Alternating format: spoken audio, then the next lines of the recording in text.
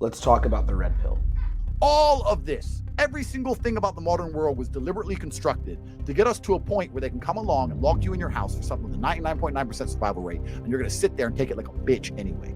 That's what all this shit is, including being in a position where you can't even tell your own woman she's not allowed out with her friends to get fucking drunk with a bunch of dudes. And fortunately, guys, for you guys as a man, your value is not determined by the opposite gender. Your value is based on what value do you create for the world. A woman's value is based on the man that she can attract. Your value is not based on the bitch that you can attract. How about he keeps him to himself and maybe talks to his colleagues at work about fixing the problem, not coming home like a little bitch to his wife? If he can't make her feel safe, truly feel safe, you think him coming home and telling you about his problems at work is going to make you feel safe and protected? That the reason why promiscuity works one way for men and it does not work for women is because of that paternity. It's the understanding and the ascertaining whether or not the child is his child. I don't care about the millions. I don't care. Let me make something painfully clear to all of you right now. Here's the problem with modern day women. A lot of you guys overinflate your sense of self-worth. The reality is, you're not that special. But now you're 30 something, you know? Yeah, that's maturing was like puberty. But like at our age now, 20s and 30s, how are you self-improving more than me? I guess living life. So, I mean, you don't know what promiscuous means. It's the taking off of the clothes. No, you know, I'm saying that's what I agree with you. It's to do with sex. There's no way I can prove to you 100% that there's no woman out there that's attached that ain't out there sucking some other dick. I have no way to prove that. It might be some women out there attached right now sucking dick. Whose show do you think you are on? My show. Get the fuck off the show, bro. Get the fuck out of here.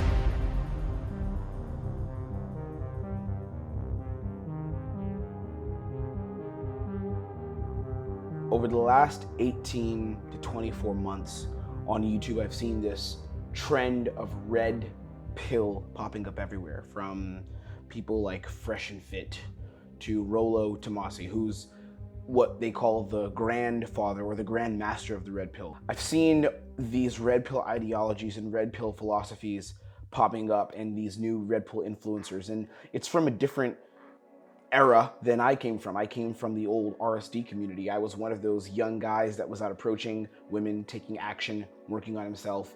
And then it seems like after COVID, after that big gap in social skills and in socializing, it seems like there was a shift that happened in the men's spaces online, and it became very, we are aware of our plight and our problems as men, and we influencers, the red pill influencers, need to show you what's actually going on, bring women on these podcasts to talk about what's actually going on, and fight OnlyFans models. That's what I've seen. Now, I think there's a lot more nuance involved in red pill, of course, and I believe that there are some truths to it, but I want to talk to you about the red pill in this one as someone who's been in the men's space in self-development for a very long time, and I've worked with hundreds of men all over the world on creating their dream dating lifestyle, and as a result unlocking complete freedom and gaining the ability to attract who and what they want into their lives.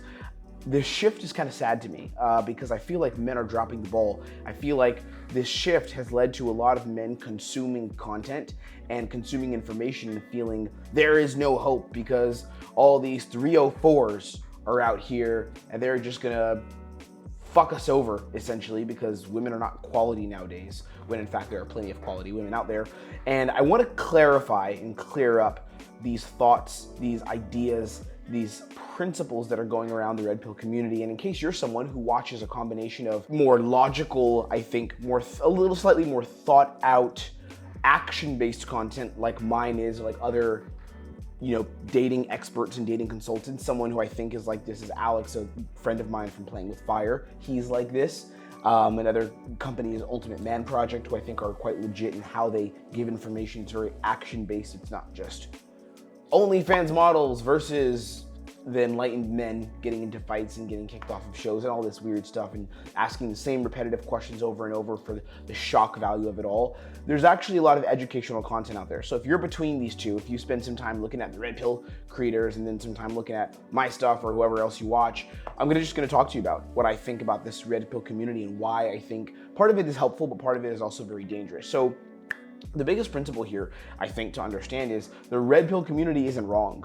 I don't think they're entirely wrong, because there are marginal data and stats to back up some of the ideas that are thrown around in the red pill community. I'm not going to say that these are the best stats. I don't know because I've read a lot of books that a lot of red pill YouTubers and influencers talk about and sort of use as their case studies and their main go-tos. I've read a lot of these books, but there's data also from the other side, and data sets are very interesting because you can bias the data depending on who you ask. And also, when it comes to data on sexual statistics and dating statistics, people lie very often. So finding proper data that's not heavily biased or has a proper sample size, with quantity shown over time, is a bit difficult when gathering data. But I do read a lot of evolutionary psychology, and there are, I think, very good scientists and collectors of this data, such as David Buss, God Sides, another one, that I think post or create content that is very well thought out, I would say, and is actually quite helpful and is a realistic data set. But the red pill community isn't necessarily wrong. They're not wrong, but they use a lot of marginal data and stats to back up what their ideas are. And I think the big problem with this, and here's the big problem I see within the red pill community, the red pill movement, that's different from where I came from when I was learning from guys like Owen Cook or the guys from Simple Pickup, is the red pill is really created out of a reaction to men lacking a voice. This is a real thing with women's empowerment movements and, saying that white men are evil, basically, at this point, and saying like being fat is great, and body positivity, and all these women-centric movements to dismantle patriarchy. Patriarchy is a real thing. Do I think it's a bad thing entirely? No, not necessarily. I say that gently, but with all these new movements coming out that are very women-centric, men are tending to lack a voice, and a lot of men are feeling unheard. And this happened a lot during the pandemic. I worked with clients like this, guys that were just holed up, that were dealing with some rough shit, being alone, didn't have options, were at home just swiping on Tinder, and there was so much competition and barely anyone was meeting, and these guys were kind of left behind in the dust, and I was working with some of these men in a few of my online programs. So men didn't have a voice, and out of that was born things like the Fresh and Fit podcast, right? Where you have these empowered men who have seen the light and have read books from guys like Rollo. I'm not familiar with any other real popular red pill books besides The Rational Male, but they read these books and then they're like, let me talk about it. And these thoughts come out, these ideas come out, and they infiltrate men. And one of the things that I found interesting is that myself, my good friends, my clients, and the guys that I associate with, the men that are part of my tribe, a part of my circles, we don't care about the red pill stuff. That's what's really interesting and weird. We don't care about red pill stuff. And the reason is because attraction gives you an advantage. So a lot of the men that I found who are attracted to these red pill ideas, these red pill ideologies, these thoughts, are men who are at a disadvantage or in some way bitter and hurt and are attracted to this message because the reality that they're experiencing is a very difficult one. It is very interesting because the people that are the closest to me, my buddies, the guys I roll with, partners, like business partners of mine, friends of mine, clients of mine who are doing really well now in their dating lives and are attracting a lot of women, these guys don't actually care about the red pill stuff. The guys that are in our consulting program, the guys that are doing the best, actually everyone who's invested in our program, they don't really care about the red pill stuff. The reason is because they understand the power of attraction. They understand the value of taking action and having agency in one's life. So the same way we talk about feminism, or we talk about how girls are into these astrology signs and avoiding responsibility, I know a lot of what the red pill guys talk about is taking on responsibility as a man. They say that, but what they do in practice, the energy, how angry they are towards women, the different clips you see on the podcast, the different debates, the different repetitive questions over and over and over again, saying the same things with these shock reactions with these women, a lot of it is actually based in bitterness. It's based in frustration. And what's funny is these guys that are promoting this stuff, they're average to attractive guys. A lot of the guys, believe it or not, who are in this red pill space are not very attractive. I think the guy who maybe, I guess, the most attractive is probably Myron from Fresh and Fit, but a lot of these other guys popping out, they may have a bit of some mental stuff going on. Seriously, I won't say names because I'm not trying to really do that, but a lot of the guys in the red pill space are not really attractive guys. Maybe they make money because they've built the podcast, they have, a following, but a lot of the guys that are pushing the real hardcore red pill ideology, and I'm not talking about dating consultants here or teaching men frameworks and systems to grow. A lot of these guys who are who are in the red pill space are not attractive men. They may have options. I know Fresh has options, or Fit has options. Those guys do, but they're not necessarily, I think, an example of the general voices in this space. They're the ones who have led it. But a lot of guys in this space are not even attractive men. So the rules of the game, this is what's so interesting, the rules of the game, they don't apply to guys that are in the top 10 percentile of men. Really, like, I consider myself in that category, close friends of mine are in that category. Those rules that the guys on these podcasts talk about, the things that these OnlyFans girls or these attractive women are talking about, like how guys are simping and stuff, and then you see in the comments the guys put in the super chats, like all these 304s and all that stuff. But it's interesting, I have girls like that, like very attractive women right now on my Instagram that are hitting me up and chasing me, trying to get me to go out with them, and I don't care about what the red pill guys are saying about these women on the podcast and how these women are bad or not, because what the version of these women that I get, the version of these women that buddies of mine get, are these soft little kittens that want to chase us, pursue us, and qualify themselves to us. All the time I'm getting this. But the reason, of course, is because I'm leveraging attraction skills, leveraging dating skills, leveraging certain understanding of male-female psychology, and I built my life around this. So the things that guys in the red pill are complaining about, where they say, hey guys, wake up and welcome to the real world, you can't trust these women. I'm like, bro, I'll fucking trust these women all day. The reason is because those rules of the game don't apply to me. And it's not just me I'm talking about. I'm saying if you're an attractive man, the red pill wouldn't be very attractive to you, because the red pill is waking you up to a reality of a guy who is not actually a top 5, top 10% kind of guy, maybe top 5% or top 2%, however we're ranking things, right? So that's what the red pill is really about. It's about, if you're a guy who's a disadvantaged, you're maybe a bit average, you don't really stand out, and you're lucky to get some girl, don't do that. Don't just get lucky. Work on yourself, because look how bad these women are, right? And I get the principle, I get the overall idea, but the focus nowadays tends to be on wake up to how bad women are, wake up to how crazy these women are, wake up to how women don't care, hypergamy, all this stuff. But bro, when you're fucking attractive, when you have options, none of that stuff matters. Women are gonna be begging you to just not break their hearts and to give you a chance, to give them a chance. Literally, I'm not even kidding. So a lot of this red pill stuff is based on those ideologies. And I wanna explain to you 3 things. I'm gonna give you 3 principles here. 1, the big problem we're facing. Number 2 is that what happens with men who are engaging in a lot of red pill content, what's going on there. And then number 3, the solution, what you can actually do. So number 1, a couple problems. There's 3 problems I've identified. They use a lot of anecdotal evidence. So a lot of guys in the red pill, I'm not gonna get so much into it right now because it would take time for me to literally compile studies, and I don't have them on the top of my head per se. I've read a lot of evolutionary psychology, a lot of human behavior, but you know, I don't have all this stuff right just sitting in my head. So I'm not gonna throw out a bunch of bullshit numbers that I can't properly say. But red pill guys use a lot of anecdotal evidence. They give stories of guys who have had their heart broken or guys who have been cheated on, and these things happen in spades. They happen a lot, no question. But I also see another side where there's plenty of really good quality girls out there who've been fucked over by a lot of dudes as well, right? And the industry for women's help and for women to get help and training and teaching is massive as well. And I've worked with a lot of women. I spent a solid year training women and coaching women.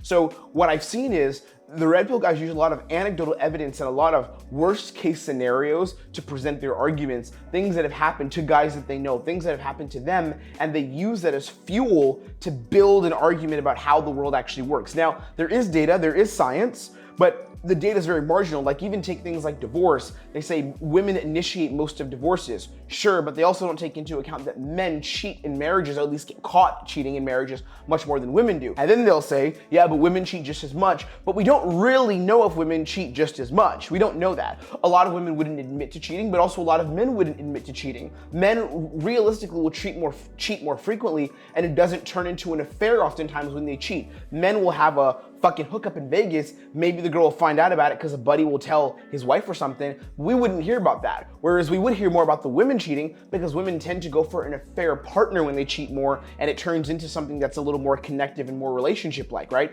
So these dynamics are all so interesting, and the red pill guys just throw out a lot of these pieces of anecdotal evidence and are like, this is how the world works. This is how it's working. But do we really know this is how the world works? And then the second problem is, really poor sample sizes. Kind of going back to what I've said earlier, a lot of times in these red pill spaces, they'll take a few different examples and say, this is what's actually happening. This is actually how women are. This is actually these 304s, these hoes. This is how they are. But they're taking a few sample sizes. Sure, it could be thousands of examples. Like, let's say OnlyFans is an example. Most girls aren't on OnlyFans. So the girls you're seeing on the podcasts who, like, they go in a row and say, state your age, what do you do in your current relationship status, you get 7 to 10 girls on there, and let's say 4 of them have an OnlyFans, or even if it's 3 of them, that is not an accurate sample size of most women. Right now, we're working on building a really sick podcast, and one of our focuses is, me and the partner I'm working with, our focus is to make sure that we have an accurate sample size of good women. Sure, maybe we'll get some girl that's a, OnlyFans stripper girl, whatever, but we're not making it where if we have 5 girls, 2 of them will be OnlyFans. That's not a realistic sample size. To be honest, not even one of them should probably have OnlyFans if we're really getting a realistic sample size, because most girls aren't doing that. Now you think about the girls that a lot of these influencers are putting on the podcasts, the girls that are the easiest to access, have them on, they want to show off a little bit, show some titties, whatever, get their IG handle in the podcast link. A lot of these girls do have OnlyFans. A lot of these girls do care about clout. A lot of these girls do care about status. But right now I can tell you there's 3 girls that I'm seeing, really cool girls. One is my girl that I love, relationship with her, and then the other 2 are some girls that I'm quite close to. Both of these girls, all 3 of these girls are career women, never even thought about doing OnlyFans. That's not true. One of the girls has thought about OnlyFans, but she's not that kind of girl. She said it as a joke and she hasn't done it, but she's got a really good career, really great girls, great background, great parents, right? And meeting many, many girls like this regularly as I go out in the world. So if I were to pop these girls onto the podcast, that would be a realistic sample size. The sample sizes that they're using on these podcasts and this information are poor fucking sample sizes. Number 3, another big problem that we see here is they're using worst case scenarios. So they'll interact with girls, or they'll tell stories, they'll use case studies that are fucking worst case. They'll bring a girl on a podcast who's like, I'm in a 3-year marriage, was in a 3-year engagement, and I left him. There was a video with fucking John Zerka, and he like makes this girl cry, and then guys are like in the comments like, yeah, showing women what's up. But bro, there's so many amazing women that have been fucked over by dudes. I know this because I'm being so vulnerable here, like so honest. I've literally been the guy who's 1 step away from fucking over my partner, because I'm the guy who's high value. She's a good quality woman who would rely on me, trust in me, love me with her whole heart. And I'm like, I want other fucking options. So I play that game and tiptoe that line, right? And I think I am a great partner and I have done my best, but I'm the person who's doing that, right? And a lot of girls have these stories. A lot of girls have these experiences. I know some great girls in the US, girls over here in Europe where I live, that are amazing quality women that have been fucked over by men because they're trying to date a little bit up. Women do date up. That's fact. That's how women date. They date up guys that are a little bit older, earn more than them, and maybe a little bit higher in terms of sexual status. So they'll meet this kind of guy and this guy fucks them over, but then you'll get on some podcast, whatever the name of the podcast is, some red pill podcast, and you'll see some very assertive, loud chick who's got 5,000, 10,000, 100,000 IG followers, guys thirsting after her in her DMs constantly, and they'll use that as the case study of what women are. That is not what the average woman is like nowadays. That is incorrect. Maybe in a city like Miami, the girl that's going to the club all the time and actually gives a fuck about hanging out with the influencers and being with those kind of guys. But the vast sample size of women, if you took 100 women in an average city, random girls in it from an average age, anywhere from like, let's say, junior in university to maybe 25, 26-year-old woman, most of them are not on OnlyFans chasing clout on a goddamn podcast. So what's happening is you're seeing an incorrect sample size and it's fucking up your mind. If you're watching the red pill right now and you're really consuming that kind of content, be careful, because they're lying to you with the sample sizes. The sample sizes are not accurate of the kinds of women that are out there. The last 10 Instagrams that I've gotten from girls have been amazing, wholesome, loving, kind women who have their fucking problems, their insecurities, their fears, their inner demons, their traumas, but they're not women that are on OnlyFans, 304s, chasing for guys for clout and gonna take a man for his money. They're not doing that shit. Now, number 2, here's the other problem I think with following and consuming the red pill content as your main primary source of knowledge, primary source of learning for male self-development. It serves to make men frustrated, resentful, and fearful. All three of those things. I put a lot of thought into how I wanted to deliver this, so bear with me. I know I'm coming at you with a strong ass energy, but I think it's important here. So it makes men frustrated because you hear all these cycling sample sizes where you repeat the sample size. You get the 7 girls. Tell us your name and occupation. And are you single? Oh, I'm kind of seeing someone and I'm a dancer or I'm a model or I'm an influencer. All right, that's not most girls. But what happens is you get frustrated because you're like, fuck these women. These are the girls that are out there now. And then what do? Because you're not going out and actually taking fucking action and cold approaching attractive women and meet, or whether it's cold approach or social circle, night or day, because you're not fucking doing that, do you know what happens next? You sit there, you look on Instagram, you go online, and you're like, oh, okay, am I recommended in my explore page, like the girls that they're recommending to me, oh, 52,000 followers, oh, 10,000 followers. Then what you plug back in on goddamn YouTube and you see the whatever podcast or the Fresh and Fit podcast, and what happens again? You see the same cycle. You got the whores coming in. Like, I'm literally gonna fucking say the whores. Like, I respect all women, and I think girls can be on OnlyFans and be super cool girls, by the way, but I'm just gonna label it as a whole thing. Like, the whores and the non-whores, right? The girls that are like fingering themselves for cash on OnlyFans versus the chicks she has an accounting job and has a fuck buddy or two that she's hooked up with in the last year, right? The average girl maybe has a boyfriend. So what's happening is you're seeing this on Instagram. You go and scroll the shorts on YouTube and you see more and more of it. And because you're afraid, because you're fearful, because you're not working with someone like me or whoever else the fuck you trust, someone like me who's gonna kick your ass into shape and show you exactly how to attract women on your terms and build an amazing life outside of all this red pill, fearful, pussy ass shit. Because you're sitting scrolling and consuming, what happens? You feel like there's no hope and you become frustrated. Then after the frustration becomes resentment. You're resentful. You're like, you know what? I get this message all the time. What happens is on Instagram, I have a small team. We connect with people on Instagram. So I have a lot of messages going through my phone, literally probably like 30 to 40 messages a day. We're connecting with our audience, having conversations with people, responding to our guys that are talking to our stories, things like that. You know what I hear constantly, and it pisses me the fuck off?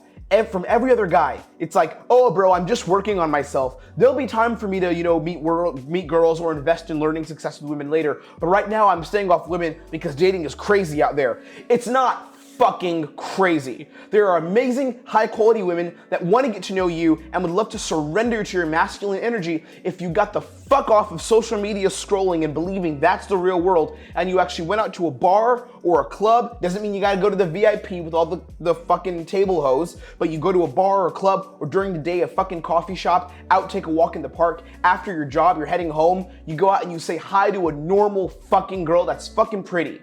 You do that shit. That isn't what's happening on these podcasts. That's not what they're promoting and talking about. So what happens is I talk to guys and they're all resentful, like, bro, I'm just working on myself, making it all about me because dating is crazy nowadays.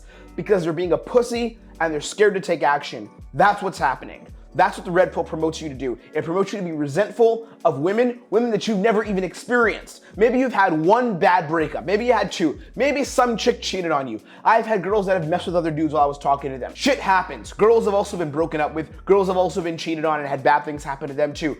What do? You can either watch content and say, the OnlyFans girls are really what girls are like now, or you can say, I'm gonna meet an amazing, wholesome girl, or fuck it, meet 5 amazing, wholesome girls, right? And then the last thing is it makes men fearful.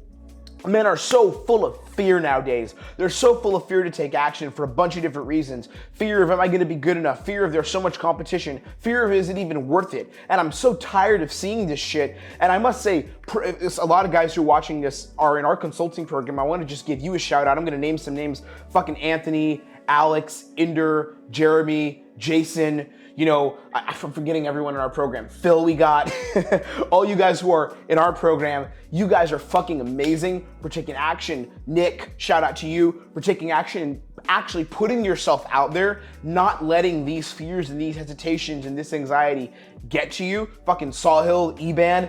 I'm really proud of you guys for taking the action, right? But for everyone else who's like just consuming content, I'll figure it out one day. It's a journey. This journey is so tough. And you're not investing in yourself, bro. You're full of fear. Like, you're really just afraid. That's it. You're fucking afraid. That's what you are.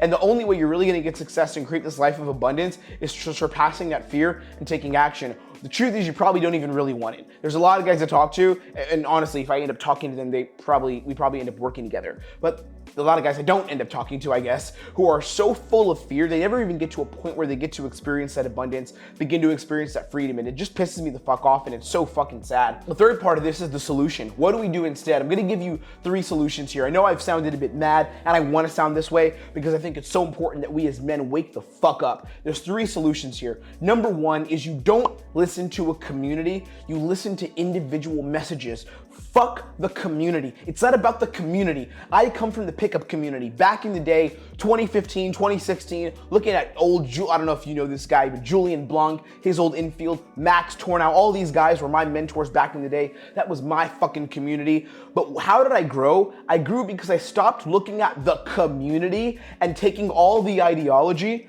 and I started listening to a few individuals. I had 2 specific mentors. I won't say their names, but I had 2 mentors that I listened to, and I grew with those guys. Sure, I saw some videos. Sure, I understood a couple concepts and principles from this community, but I wasn't obsessed with the community. I didn't take my identity from the community. I took my identity from learning principles and frameworks from 2 different individuals, and I took some good things from other people here and there, but it wasn't about the community and it wasn't about the groupthink. And I see this happening in the red pill. I talk to guys on Instagram, talk to guys over email, and they're like, yeah, man, I'm really consuming the red pill. I'm into the red pill, bro. What the fuck does that fucking mean, red pill? Like, what does that mean, bro? Go take some action. You're not red pilled. You're not aware or awake of anything because you haven't slept with 25, 50 girls. You haven't gone there and dated 3 girls together. You haven't set up threesomes, bro. You haven't made money and gone to fucking Mykonos with a beautiful Ukrainian woman. You haven't done that shit. So you don't know what the fucking real world is. You're watching fucking Fresh and Fit and whatever other podcast there is.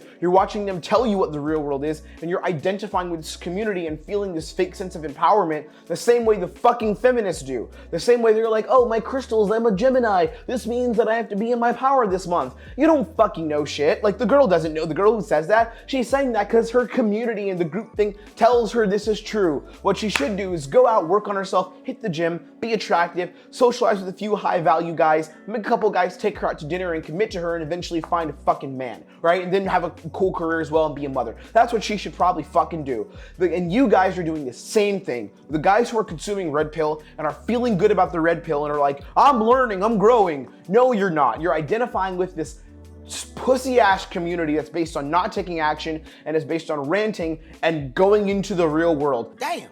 Listen to individuals, stop identifying with the community. Number 2, get better, not bitter. This is the principle. Like, this is everything, bro. Get better, not bitter. So many dudes today, I see it so much, and it's so different from when I was coming up. And I feel like it was not so long ago, but if I think about it, 2015, which is when I started in this, 2015 is when I left my parents' house and, became a member of the men's dating space. It's so interesting because back when I was starting this shit, man, dudes were fucking action takers, man. Dudes were grinding. Dudes were out in the streets hustling, approaching girls. And I see it now sometimes still, but just the standards are so low. Everyone's so fucking soft. Even the men, it's like we've been beat down by all this content. Of course, a lot of women are getting tougher a little bit because they're more empowered now. Women have these more options. They want men to be better. I'm not saying that's good or bad, but that's just the facts of what it is. Women are making more money. They're not relying on men as much, and they've kind of become aware of that as social media started to promote these ideas more.